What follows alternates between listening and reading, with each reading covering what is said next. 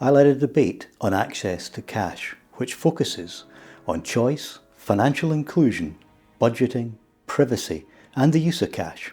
All of which show how vital both access to and use of cash are for many of our constituents, particularly the most vulnerable. And I remain of the view that it would be perfectly reasonable to have a legal requirement for a minimum level of acceptance of cash by retailers for in-person transactions.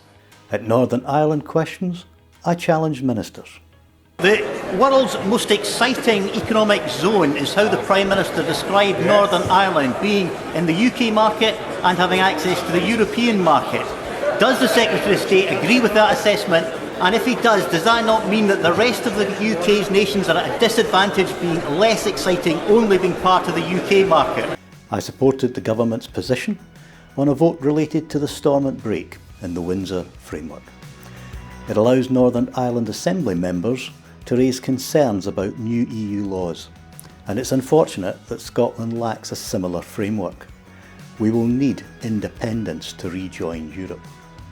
Brexit simply doesn't work.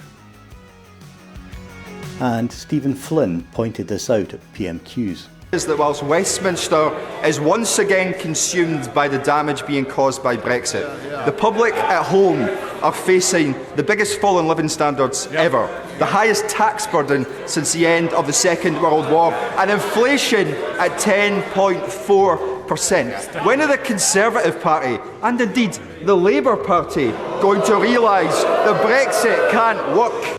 Our first iMatters live stream with John McNally MP was successful. Tune in on Monday from 8 till 9 PM for our second show, pending parliamentary votes.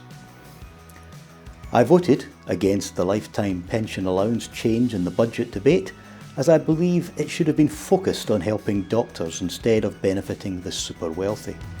Additionally, I opposed the significant increase in alcohol duty, which is detrimental to the struggling drink sector during the current cost of living crisis.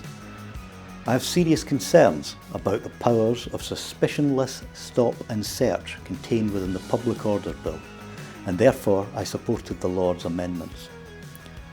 As always, if you would like an advice surgery appointment or a visit to your local group or business, call me on 01506 654415 or email martyn.day.mp@parliament.uk. And until next week, stay safe out there. And don't forget to subscribe to this channel, like and comment on the video, and share it with your friends and family.